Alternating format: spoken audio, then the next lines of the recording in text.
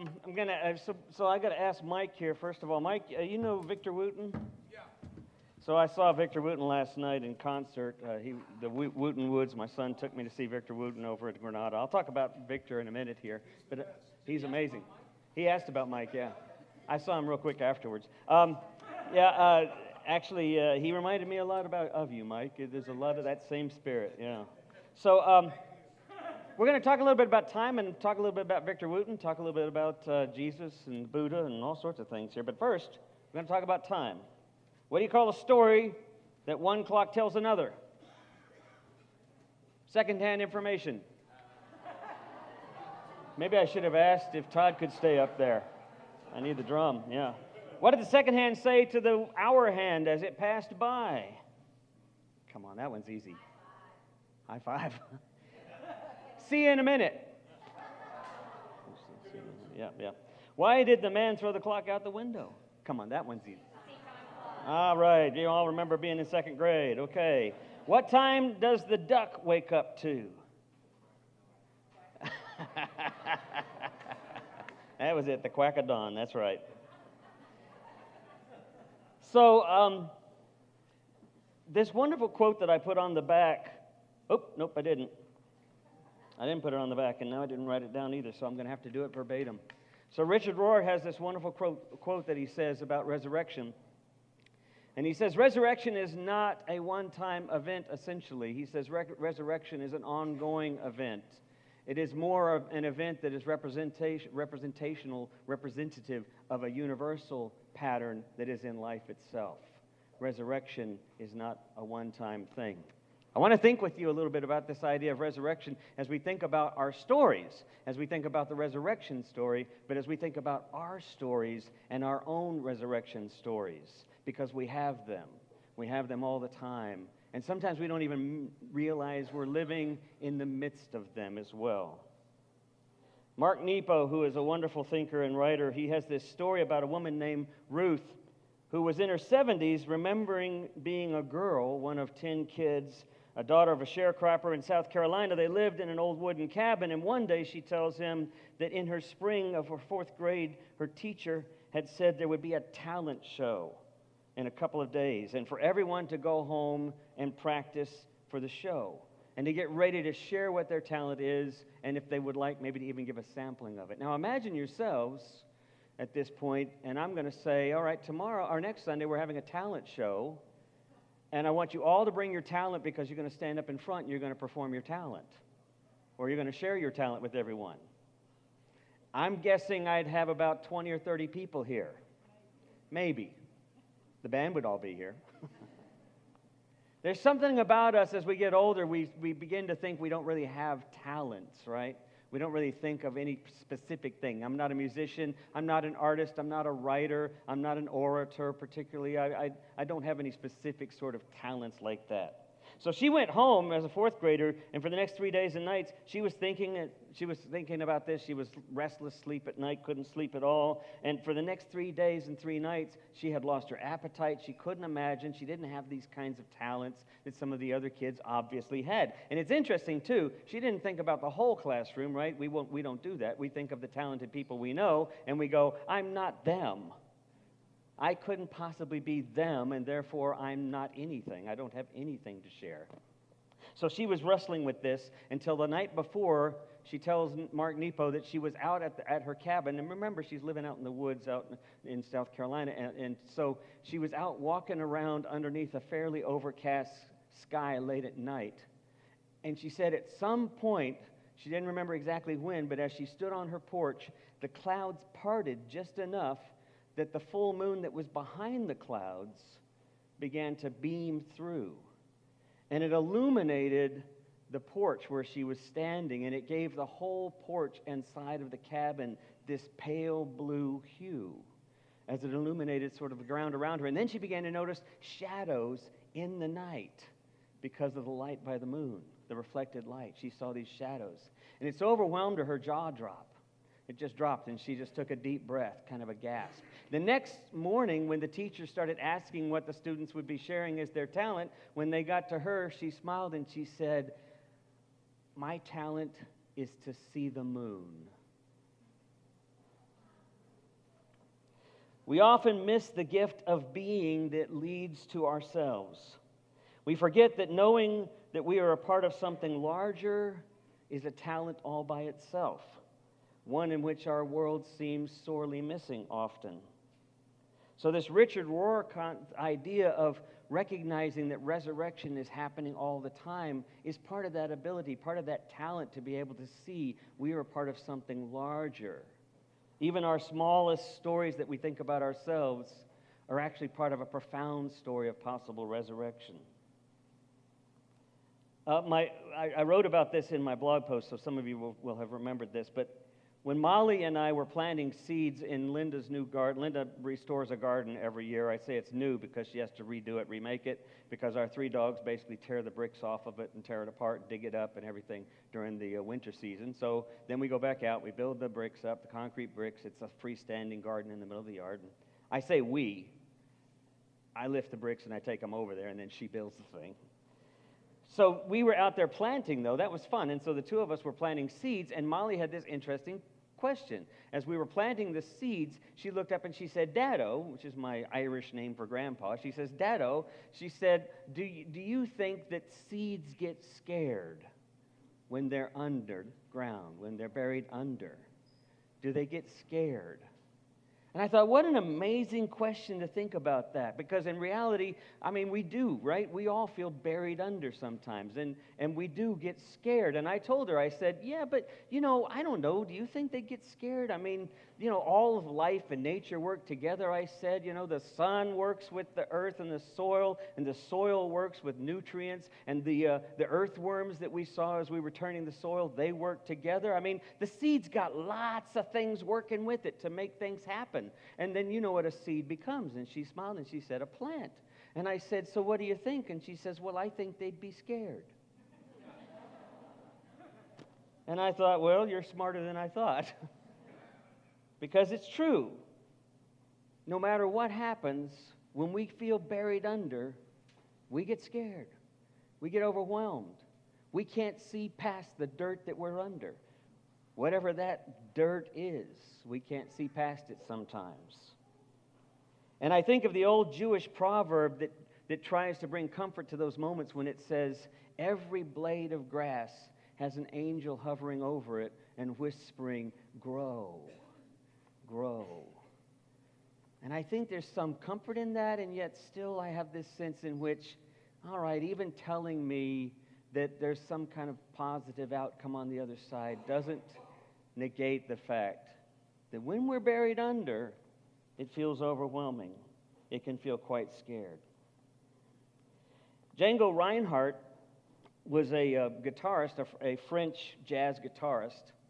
My head's in music all weekend because of the experience I had over in Dallas and because the band's been working on this concert for this evening.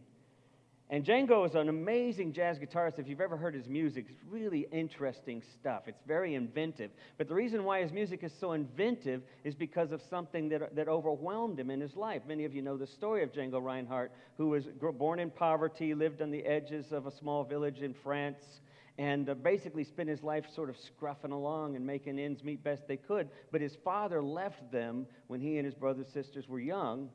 And so his mother basically raised them, and they kind of struggled to make ends meet. They lived in kind of a caravan, a village made basically of tents and such, and wagons and such. And on one day, the caravan caught fire, and several of the wagons were burned to the ground. A number of them were. And Django was caught in the fire. So his left hand was burned severely. Some of his fingers burned off. His right leg was burned almost beyond repair. The doctors said they would have to amputate the leg. He'd never be able to walk with it, and he'd never be able to use his hand. Now, of course, he had been a guitarist. As a kid, he'd grown up studying guitar. He had been a wonderful classical jazz kind of formal player. But now his fingers wouldn't work, and over a period of a couple of surgeries, the doctor actually had to fuse 2 of the remaining fingers together in order to get them to be functional, so that he could at least bend something there. And then he had 1 other finger. So essentially he had 2 fingers and his thumb. And that's all he had on his left hand. But he didn't lose his interest. People around him encouraged him and said, you don't lose who you are just because things happen. You continue to stay who you are and find other paths. Now, no one at the time said, you're buried under, you're overwhelmed, but you're a seed. You're just being planted. It's one of my favorite phrases from that show, Queer Eye. I don't know if you watched the show Queer Eye. They have the stylist and they have the designer, and I'm thinking, I need those guys in my house, right? Don't you often sit there and watch the show and you're going like, how do we get on this show with these guys? Because they transform your life. Talk about resurrection. They completely change something from one thing to this completely ordered and organized life. And so they're visiting with this family, and he's a conservative father. He grew up in, I think he's a Pentecostal, maybe Southern Baptist. Not sure what he thinks about gays and homosexuality, and he grew up with a certain understanding, but it's clear there's this tension. Right? He's got this one understanding, and now he's being encouraged, challenged, forced to rethink his understanding, because these guys are amazingly helpful to him and his life and his family of 6 children. And so they're out planting a garden out in the back, and I forget the guy's name, if it's Brian or whatever, but his last name's Burke, and he looks at the father, and he says, as they're planting, he says, my grandfather used to say, he may even said my grandpa, but he says, my grandpa used to say that, sometimes when you feel buried under, you're just being planted. And it just kind of keeps on moving. And of course, by the end of the show, you find out that this father's attitudes have changed completely because of his encounter with people who are compassionate and loving. In spite of whatever you used to think about someone, you find out that you have much more in common and much more rooted underneath. We play with the phrase understanding. I love that phrase understanding, because really what understanding means is you just take moments and time intentionally to stand beneath the differences, to stand under things rather than to try to control things. If you just stand with them, eventually you begin to find the connections that are underneath all things. We call that God, the ground of being. You might call it resurrection. You might call it something else. So Django Reinhardt became this amazing guitarist who worked with whatever he was given, this obstacle, and he devised a new way of playing an instrument. One of his songs that I learned to play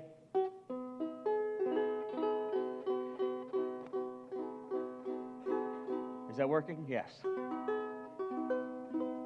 What he learned to play was, because he had just the 2 fingers, now he learned to play up and down the neck as opposed to trying to play with multiple fingers on scales. So he played up and down the neck, single note style. So he wrote a song called Naraj that I learned how to play a few years ago on the ukulele with 5 fingers.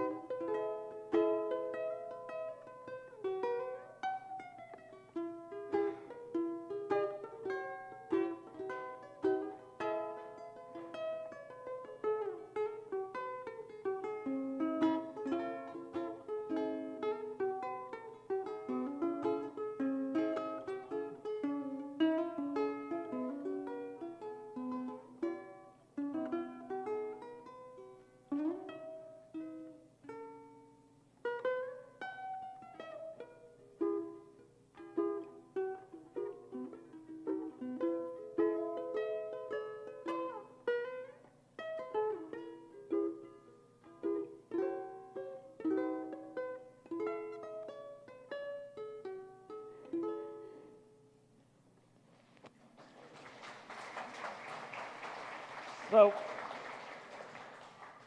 I got to play a ukulele every now and then, right? I just got to bring it out and do something. Last night when we were watching this guy at the Granada Theater, Victor Wooten, amazing person. If you've never seen Wooten, he plays for, thank you, Bella Fleck and the Flecktones. He's the bassist for them. His whole family basically are all musicians. He learned from his 2 brothers, his older brothers, so they were there on the stage. He does a thing called the Wooten Woods Experience, which is a couple of week-long kind of camp for adults and for older kids that happens out in the woods, and they combine music and they combine environmental awareness and ecology and sort of kind of create experiences of music that arise out of being out in the environment, out in nature. And so he brought 5 or 6 of those students with him, and they were featured throughout the night as well. But there's this amazing thing as we're listening to these students and they're sharing a few of their stories. One of them happens to be a guy, and I'm forgetting his name now, but he's written Music in the Brain. He's a scientist. He's a national, international best-selling author, and he's written a couple of fictional books as well. He played the bass guitar, and he came out and did some of that stuff, shared his story.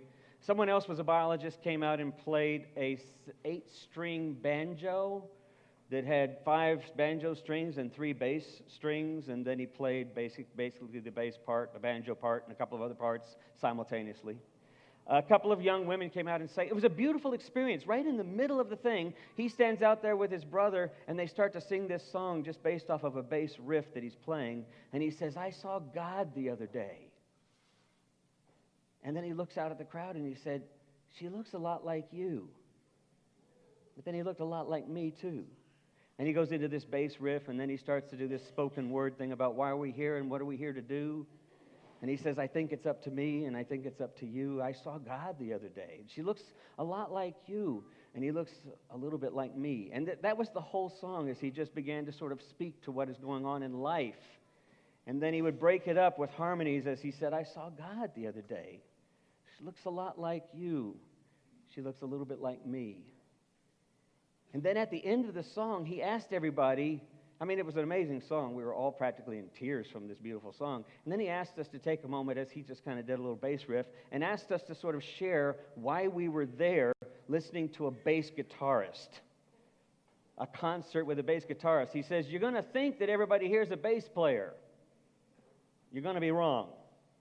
And sure enough, there were bass players there. There were a lot of bass players there, but there were a lot of people who just appreciated life, appreciated music, appreciated jazz, and more than anything that I didn't understand because I was new to the Wooten Woods experience, they were there because of Victor Wooten's person. His life and his story and his passion for others inspired people to come and be present. And that whole idea of "I saw God the other day" looks a little bit like you, looks a little bit like me. It changed the demeanor of the concert. From that moment on, it was almost like we were all family now, and we were all gathered together. I think there's this interesting idea about resurrection that has more to do with seeds in the moment. Time itself is kind of an illusion, right? I mean, Einstein said it's all basically relative. Time has no direction. When we remember things, we remember them as if they happened in the past, but in reality, we're remembering something because it means something now. It does something for us now. Time is completely relative. The further away you move from gravity, the faster time seems to move. The closer you get to the earth, it's slower. Time is kind of relative. So what really becomes important are these moments that we live and the seeds for resurrection that are present because of what we come to understand. Because of what we're willing to stop long enough to stand under, to stand within, to stand with one another and begin to experience the profound changes that can happen from being present. I didn't make this up. You know what Django means? It means awake. I didn't make that up. That's what his name means in a French kind of Creole. It means to awake. What would it mean to be awake in our moments? I agree, sometimes it can be overwhelming. Sometimes we're buried under. Sometimes our families aren't going the way we want them. Sometimes our lives aren't going the way we want them. Sometimes we're in the midst of a confusion and don't know what the next step is. So to be told that we're a seed just waiting to grow, I know it's not necessarily helpful. But sometimes also learning to pull from the nourishment that's there, from others, from taking the breaths and letting them go. I watched my little baby granddaughter, Maeve, who's just now a year old, and I was reminded of how you do that. Because she's all awake, right? When she's up, she's a wide awake, and she wants to touch everything and be present to everything. And so when we went out into the yard, there was a tetherball out there. She would grab it, she would take it in, and then she'd let it go. And then she would reach out to grab it, and she'd take it in, and she'd let it go. And I'm thinking, life invites us, even in the most difficult times, to take in what we can and to let go of what we can't hold on to, and to just be patient and to wait. Paul told the Romans, the church at Rome, the time is now to be awake. But what did he say? He didn't say, now go off and get ready for Jesus because he's coming to take you away. Ha ha. I know, some of y'all were going there. The rest of you have no idea what I'm talking about. That's okay. He didn't say that. He said, why are you here? To love one another as you love yourself. We are seeds of possibilities. If we can remember to take that in, maybe some of the other anxieties we can let go a little bit and allow some breathing room to give us some grace and let something grow. Amen.